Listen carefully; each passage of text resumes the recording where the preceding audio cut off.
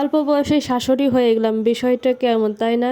যাই হোক, আজকে আমার বাসায় আসতেছে আমার মেয়ে জামাই, আমি তো খুবই খুশি। যাই হোক, মেয়ে জামার জন্য আমি এখানে আজকে রান্না করব সেমাই, তারপর হচ্ছে ইলিশ মাছ ভুনা করব, গরুর মাংস, চিংড়ি মাছ দিয়ে লাল শাক ভাজি করব, আরও অনেক কিছু রান্না করব। তাই আপনাদের সাথে শেয়ার করব। এখানে হচ্ছে 2.5 কেজি গরুর মাংস আছে, আর কিছুটা আমি চর্বি আলাদা করে নিয়েছি।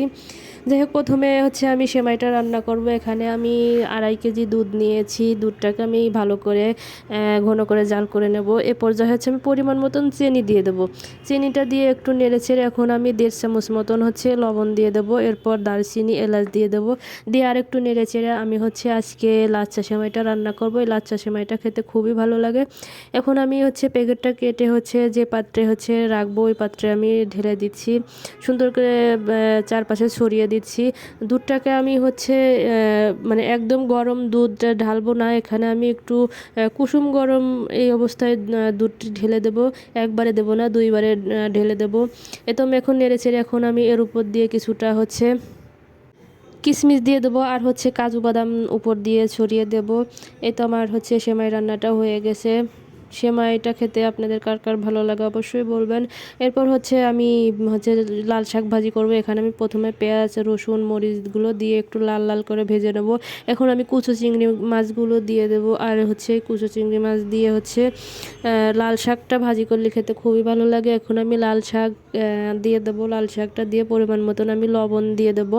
লবণটা দিয়ে আমি একটু উপর নিচ করে নেড়ে আমি ঢাকনা দিয়ে ঢেকে আমি শাকটা ভাজি করে নেব। এই তো আমার শাকটা ভাজি হয়ে গেছে।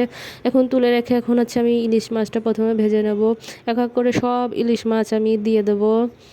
এই তো আমি দিয়ে দিয়েছি। এখন হচ্ছে এক পাশ হয়ে গেছে, আমি অন্য পাশ উল্টে নেব।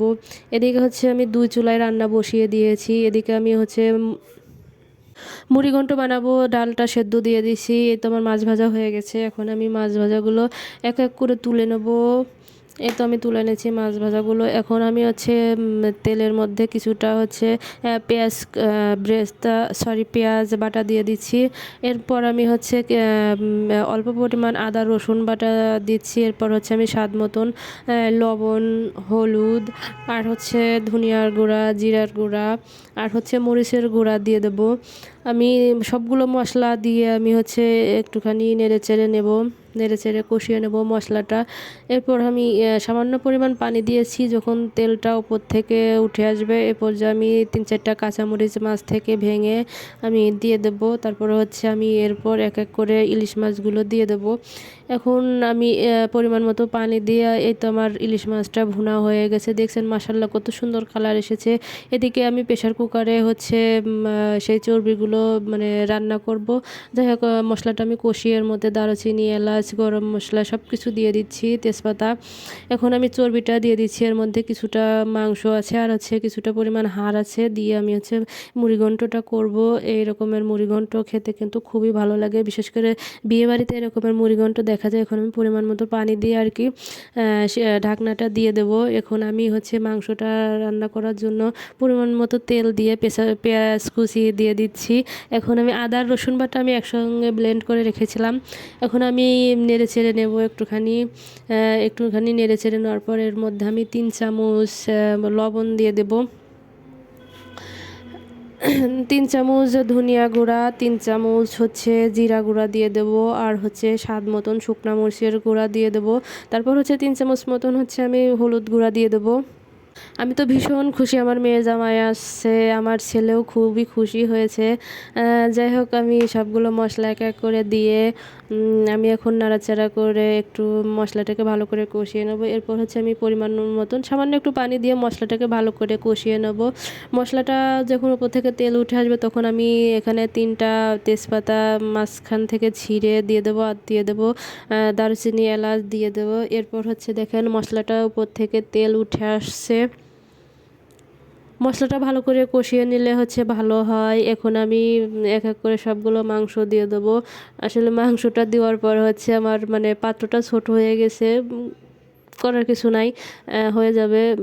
এখন আমি ঢাকনাটা ঢেকে দেব। ঢাকনাটা ঢেকে আমি মাংসটাকে রান্না করে দেবো। এদিকে আমার চর্বিটা একদম হয়ে গেছে রান্না। আমি হচ্ছে এখন কড়াইতে ঢেলে দিয়েছি। এখন আমি সেদ্ধ করা ডাল বলতে হচ্ছে ডালটা 90% পর্যন্ত সেদ্ধ হয়েছে। এই অবস্থায় আমি দুটো একসঙ্গে মিক্সড করে নিয়ে পরিমাণ মতন একটু পানি দিয়ে হচ্ছে জাল করে নেব। এখন আমি এখানে 5-6টা কাঁচামরিচ দিয়ে দেবো। আর হচ্ছে আমি এই মশলাটা দিচ্ছি হচ্ছে বিরিয়ানির মশলা একটুখানি দিলে হচ্ছে বিয়েবাড়ির যে হচ্ছে মুড়িঘণ্ট ঠিক ওইরকম একটা ফ্লেভার আসে, খেতেও খুবই ভালো লাগে। এখন আমি বড় সড়ো একটা পাতিল নিয়েছি। এখানে আমি তেজপাতা, দারুচিনি আর শাহি জিরা দিয়ে দিয়েছি পরিমাণ মতন তেলের মধ্যে।